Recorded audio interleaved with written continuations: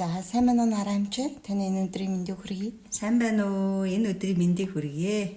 За ер нь бол Шагшагийн YouTube хуудсан дээр бас подкастаараа орж эхэлж байгаа. Та сонсогч нартаа өөрийгөө бас товчхон танилцуулна уу? За баярлалаа. Тэгээд манай энэ YouTube хуудсыг дагж байгаа бол манай пэйж хуудсан дээр байдаг нийт үйлчлүүлэгч, дагагч та бүхэндээ энэ сайхан өдрийн мэндийг хүргье. Энэ өвлийн сайхан мэндийг хүргье. За би өөрөө 97 онд ангаахыг төгссөн байгаа. Тэгээд одоо он гарсан гэдэг чи хэд юм бэ? 28 жил бараг болж байна тий. 97 ондоос Шагшаа эмнэлэг үүсгэн байгуулагдсан. Бас 28 дахь жилтэйгээ зоолгож байна. Тэгээд манайх Чамар хоолон амбулаторийн үзлэг зөвлөгөө хийж мис ажилбарууд хийдэг. Мис засал хагалгаа бол манад хийдэггүй. Анхан шатны онцлогоо имчилгээ тэгээд ажилбаруудыг хийдэг байгаа. Шагшаа эмнэлгийн хувьд бол одоо үйл ажиллагаа амбулатороор явуулаад сүүлийн үед одоо 24 он 25 онуудын гарлаа. Энэ үйл ялангуяа ханиад хатгалгаа айгүй их байгаа.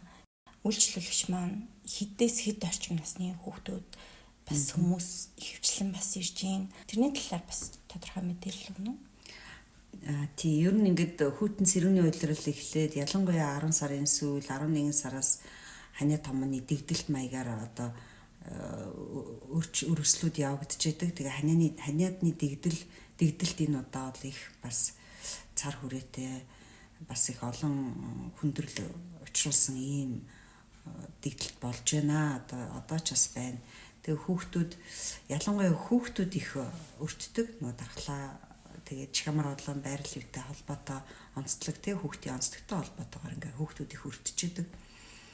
Хүүхдүүд ханиад түрээд одоо хуучин эмчлээд идэгдэг байсан бол одоо ханиад түрхээр дандаа хүндэрч जैन дундчны шүдс дүрсэл болж जैन эсвэл гамрит болж जैन эсвэл доошоо амьсгалын зам дагаад тий ларингит өгч जैन за цаашлаад уушгины хатгаа маш хурдан хатгаа болж байна. Тэгэхээр жилийн ер нь тий өвчлөл тухайн жил бас ямар вирусын дэгдэлт гарч байгаас бас их хамаарч идэг.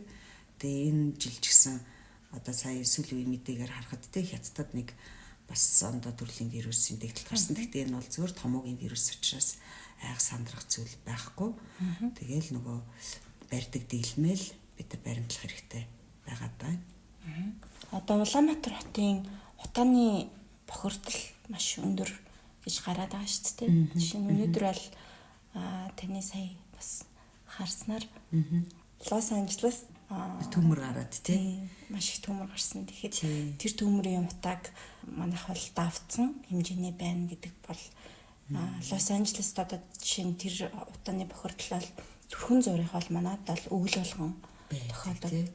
Тийм тэгэхээр энэ жил бол бүр ихсэн бүр ингээд нүдэнд илт маш их харагдаж байгаа. Тийм тэгэхээр утааны талаар ер нь та ямар бодолтой байгаа вэ? Тий айгүй зөв асуудал тий. Одоо сая Лос Анжелес басан төмрийн үед тэр нэг пост хийсэн шүү дээ тий.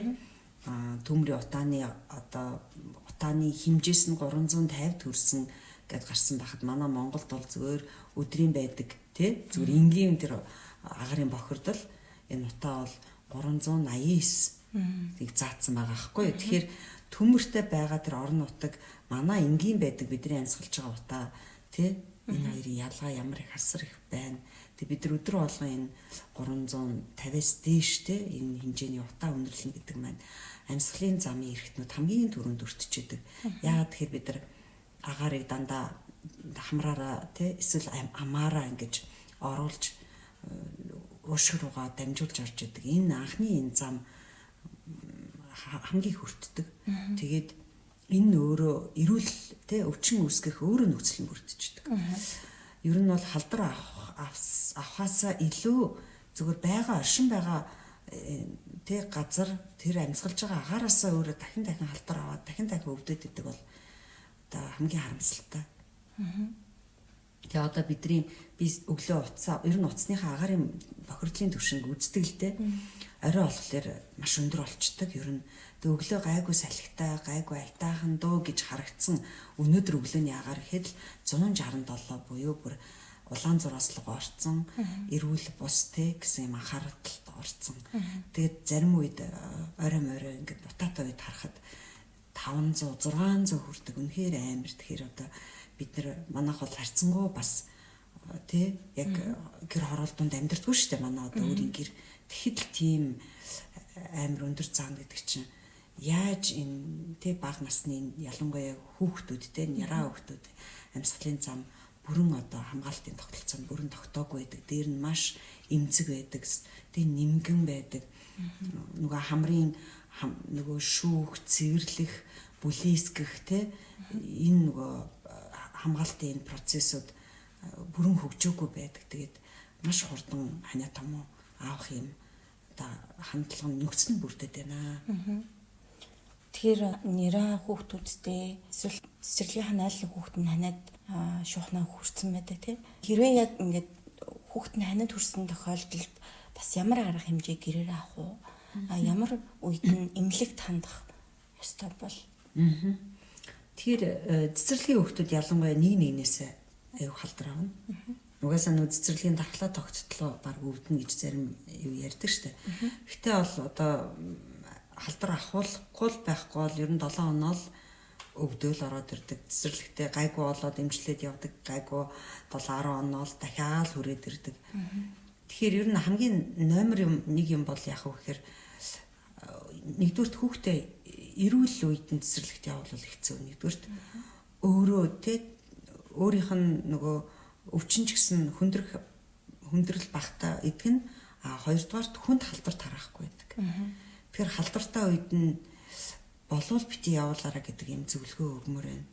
Хүүхдээ маш хурдан эмчлээрээ нус нь гожоол яваад идэгин тэгж байгаа л зүгээр болчтой ингэж бити бодоорой. Ягаад гэхээр нус гожоол ин гэдэг чинь цаашаад нөгөө дайвар хүндийнүүд ялангуяа одоо гамрын хүндий те өргөсөд байгаамаа. Тэгээд ногооноос гараал нус нь гарахгүй ер нь л нэг 7-оос дээш хоног болвол энэ цаатлын хүндий өргөссөн байна гэж шууд автоматар ойлгож болно.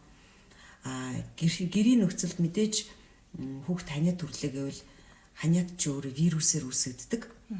Тэгэхээр ханиад томооны вирус гэж ярьдаг тийм үү?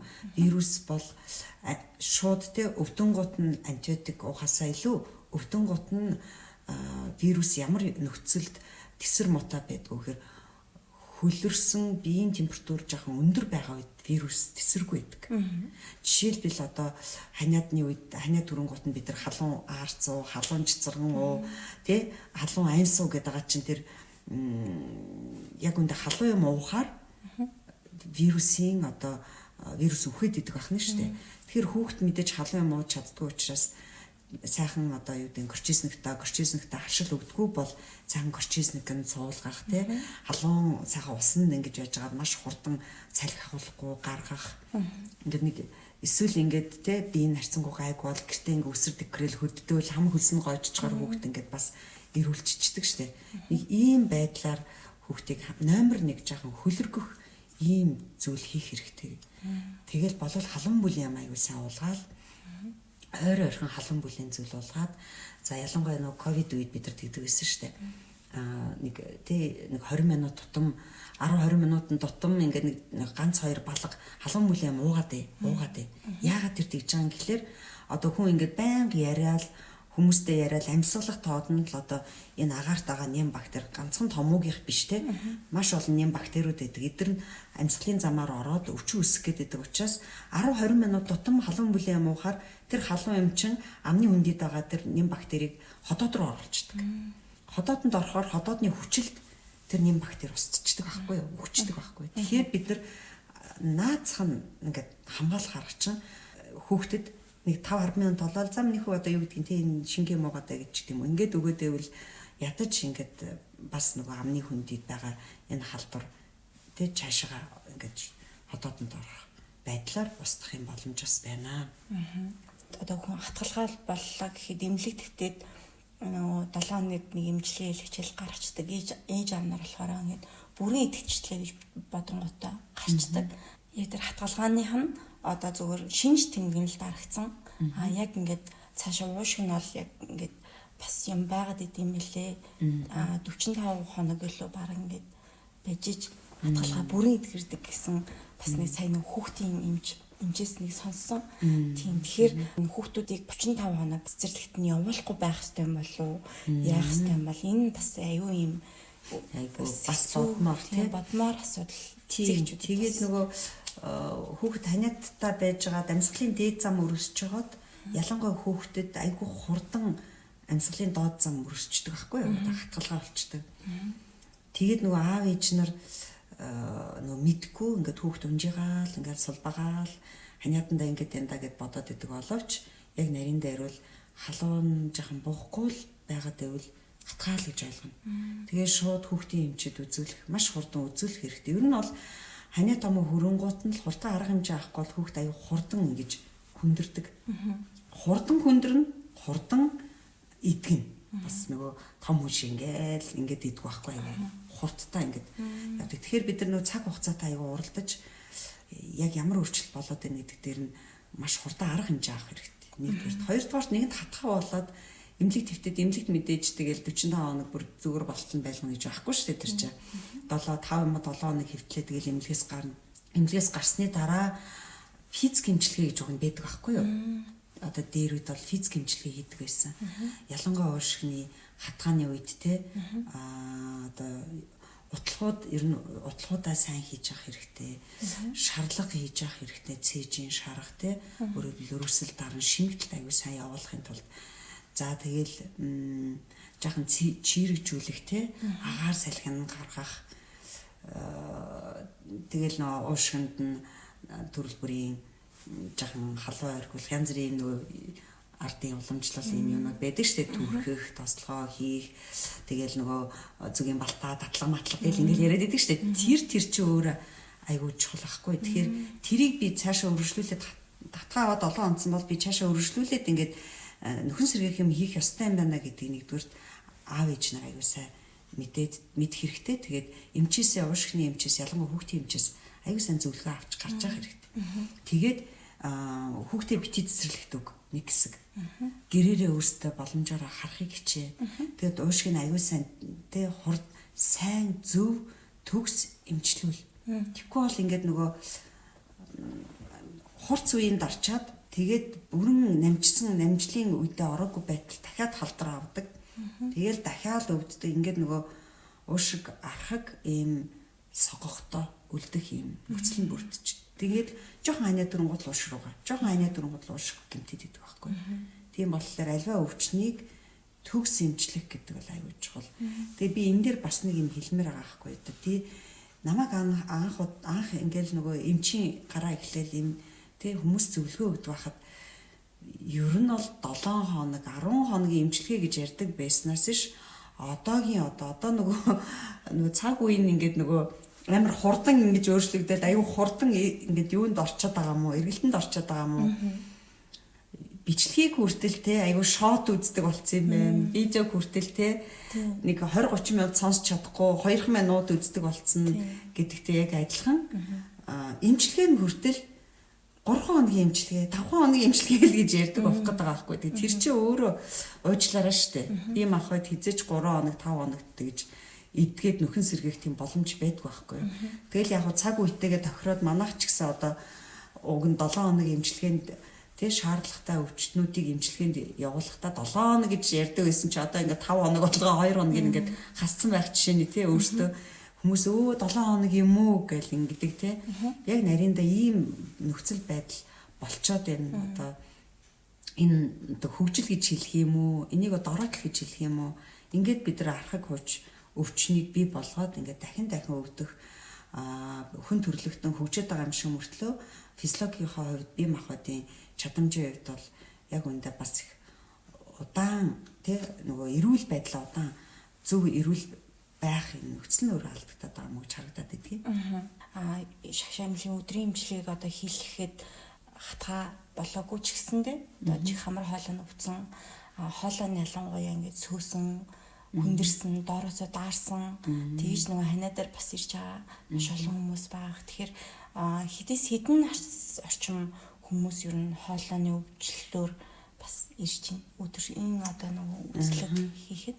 За ер нь тэдээс тэдэн нас гэхээсээ илүү хоолой бол ханиад төрөх тоолонд бараг л хамт өвдөд идэг.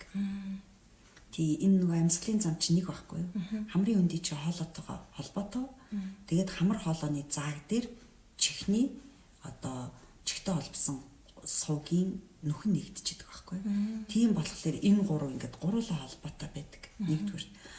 Хоёрдугаарт яг хуу мэдээж насны үед би ярианых ихэнд хэлжсэн те хүүхэд их өвчлөмтгүй байдаг. Яагаад гэвэл нэгдүгээр дархлаа те бүрэн тогтоогүй байна. Хоёрдугаар амьсгалын замын эргэтнүүдийн онцлог байдаг. Гуравдугаарт хүүхдэд халдвар авах нөхцөл нь ингээд нөгөө цэцэрлэгээсээ те одоо нөгөө дандаа халдвартай газар ингээд оршин байгаад байгаа учраас нийгмээс халдвар аваад идэг учраас хүүхдүүд аюух өвчлөмтгий байдаг. Тэгэд асуулсан асуултанд донд чинь бас юм хоолой сөөх те гэдэг ийм юм гараад ирж байна л да. Тэгээд саяхан би бас нэг эмнэлэгдээ одоо яг ямар өвчлөлийн одоо сүүлийн үед энэ их байгаад байна гэд ингээд яасан чи хоолой сөөж ирсэн одоо манай өдрийн эмчилгээ нь баг өдрийн те хоолойны төвөнхийн эмчилгээ гэж байдаг байхгүй залбирын эмчилгээ тусдаа төвөнхийн эмчилгээ тусдаа хамрын эмчилгээ чихний эмчилгээ тусдаа байдаг төвөнхийн эмчилгээ чи арай онцлог хийгддэг байхгүй юу бүр тусдаа ингээд доошоо хийгддэг тэгээд төвөнхийн эмчилгээнд гэхэд өдөртөө 10-аас багтаа 10 хүн ирж гин гэдэг маань айгүй өндөр байгаа байхгүй өмнө нь бол ерөөсөө төвөнхийн эмчилгээнд өдөрт ганц 2 хүн явдаг гэсэн бол одоо 10-аас дээш хүн явна гэдэг нь юу хэлээд байна гэхэлэр энэ айгүй юм ханиад маань өөр их ханиа тий их ханиалгаад байна цэртэй ханиаж байна тэрнээс болоод түнх гимтэж байна эсвэл шууд зарим хүнийхд бол шалтгаан нь шууд түнх гимтээд байна тэгээ хоолой ингээд сүйчдэг тэгээ хүмүүс яадгүй гэхэлэр хоолой ингээд сүүн гут нь ханиадаа эмчлээд байдаг. Тэгээд миний ханиад зүгээр болцсон юм өртлөө хоолойны сөөг зүгээр болохгүй байна гэдэг. Бүр ингээд 10 хонцны дараа 14 хонцны дараа ирж байгаа байхгүй. Тэгээд тэрийг түнхийн эмчилгээ явахлаар 10 14 хонцоор ингээд буцаад эргээд ингээд тий нөхөн сэргэх өрсөлд арч нөхөн сэргээх ийм байдал аяг удаан явагдаад байна. Тийм учраас ялангуяа хоолой сөөж байгаа одоо өнөөдрийн байдлаар манад яг энэ асуудалтай их байгаа учраас хоолой сөөсөн л бол мэдээжтэй эмнэлэгт үзүүлээд антибиотик бичиж өгчөж байгаа. Өрхийн эмчт хамгийн түрүүнд ханддаг. Тэгээд антибиотик бичиж өгдөг өрхийн эмнэлэг нь. Тэгээ антибиотик нэг 3 юм уу 5 хоног хэд хоног бичдэг. 5 хоног юм уу 7 хоног бичдэг юм уу. За 97 хоног баг бичихгүй байна да нэг 5 хоног бичээл 5 хоног уугаал. Тэгэл 5 хоногийн ууж явах явцдаа ер нь л хоолой онгоохгүй бол за би ерөөсөө л тэг түнхийн эмчилгээ хийх хэрэгтэй байна гэдгийг бүр ойлгож авах хэрэгтэй. Тэгжээж түнх рүү тусгай юм онцгой юм тариануудыг ингэж бэлдэж хийжээж гэмээр тэр түнх өрсөлдөнд харагдчих. Яг антибиотикаар бас дарагдахгүй юм зөндөө. Ер нь баг антибиотикаар хэр баг дарагдахгүй. Тусгай эмчилгээ бас хийж тусгай эмчилгээтэй түнх бол тий. Тэгжээж хоолойны сөнг арилдаг. Тий. Одоо өмнө нь бол хоолойны сөнг бол голдоо мэрэгжлийн хүмүүс сөөдөг гэсэн байхгүй юу? Ялангуяа багш нар тэгэл ярьдаг хүмүүс хэрэг лекторууд байна. Тэгэл тийм дуучид байна тий. Тэгэл одоо нэвтрүүлэгчтэй тий. Дандаа юм байнга ярьдаг хүмүүсийн хоолой сөөчөд идэгээс нь бол одоо үгүй. Одоо ерөөсөө л ингээл бүр зүгээр л ханиалгаал, цэрвэн ханиагаал, цэртэй ханиагаал ийм тохиолдол хоолой автоматар зэл түнх хоол өвдөг байсан ч тэр ханиалга гэдэг юм чи өөрөө түнхийг өрсүүлээд байдаг. Тэгээд дээр нь уушнаас цэр гараад байвал цэр өөрөө яг энэ түнх хоолоогоор дамжиж гардаг учраас бохирдоод ингээд бас халдвар аваад өвдөд байдаг. Тэгвэл түнхийн эмчилгээ бас яг яаж орд юм бол хүмүүс ингээд айгаад идэв шүү дээ. Цаана гингүүт нэг юм мессенжер хүрэх юм болов гэсэн анхудаа орж байгаа хүмүүс бол ингээд төрөөлч ингэж бодонгуудаа санаа зовоол айгаал тий айцтай явдаг. Энэ за яшиг имлэг харсноос баг өөрөө зүгээр антибиотик аваад ингэж явж тэгжээд л идэх чинь. Ер нь бол нөгөө антибиотик бол хурц одоо үеийн одоо дартаг байхгүй ер нь бол яг хурц юмны хурц шинж тэмдэг юм дардаг. Гэхдээ дан антибиотик уунгуудаа ингээд идэгж гин гэж ойлгож болохгүй. Ялангуяа манай түнх бол сөөгөөд нэг сүлд нарийн гайгүй болоод нэг таг болцсон нарийн дээр болохоос иш хоолойны өнгө бүрэн хэмжээнд өөрийнхөө хэмжээнд ордог тийм юу ер нь их цөөхөн дан антибиотикээр бол их цөөхөн байдаг байхгүй. Тэгээ түнхийн эмчилгээг их амар гэж ойлгоод байдаг. Ер нь бол түнх цаана нэг тусгай аргаар хийгдэн. Гэхдээ тэнд ямар ч тариа хийхгүй, ямар ч тийм хэцүү амар юм байхгүй. Яг яаж хийх яг эмчилгээ хийх үед нь заагаад өгнө. Тэгээл ерөөсөө маш олон хүмүүс хийлэгдэг. Тэг хийхээрээ их оновчтой яг гимтсэн хэсгийг нь очиж одоо тий антибиотик, гормон дээр нь фермент тэгээд дээр нь тос шаардлагатай бол тий одоо нөгөө айгу хүчтэй хөнг хавн хөнг арилгадаг ийм юмнууд ингэж цацаж хэргэлдэг учраас үр дүн аюу сайтай. Ер нь ингэж хэсэг газрын цэвэрлэг харьчих, түрхэх тий одоо юу гэдэг нь сорволж авах мах гэл энэ юмнууд чинь айгу үр дүн аюу сайтай байдаг учраас манай эмнэлгийн нэг онцлог антибиотик чиж өгөөд дан явуулчихсаа илүү давхар өөртөө ингэж эмчилж тий давхар эмчилдэг учраас одоо илүү үр дүнтэй, хурдан эдгэрэлт сайтай тэгэд үйлчлүүлэгчтэй, өчнүүдтэй бас их юу багтаа айгу хурдан сэргэх, нөхөн сэргэх юм байдлаар бид нар цаг хугацааг нь хэмнэх байдлаар дээр нь өвчнийг айгу хурдан илаашруулах байдлаар энэ өөрийнхөө эмчилгээний онцлогийг бас ингэж явуулдаг. За өнөөдрийн сэдвүү хүмүүс бас хэрэгтэй мэдээлэл болсон байх гэж найдаж байна. Тэгээд эхний маань дугаар энэ хүрээд өндөрлөж байна. Тэгээд манай подкаст бол ер нь бол YouTube хуудасна сар болгон нэг дугаар нэмэгдэж орно. Тэгээд та бүхэн бас сонирхолтой бас мэдмээр байгаа зөвлөгөө мэдээлэл байвал комент хэсэгт бичээд бас манай YouTube хуудсыг subscribe дарвал дараагийнхаа бас мэдээллүүдийг цаг алдалгүй авах боломжтой шүү. Тэгээд подкастын маань эхний дугаарт бас оролцсонараа амжтай баярлалаа. За баярлалаа. Тэгээд одоо яг хүйтэн сэрүүний уйлрал дуусаагүй байна тий. Тэгэхээр та бүхэнд маска сайн зүгээрээ, гадуур баг яваарай, халан бүлийн ямаа сайн ууцгаагаарай, дархлаагаа сайхан дэмжээрэй. Хагас бүтэн сайн даарахгүйгээр штэ. Даарахгүйгээр агаар салхиндаа нэг гарчиж байгаарай гэдэг ийм зөвлөгөөгөр энэ подкастаа өндөрлөө. За баярлалаа. За баярлалаа. За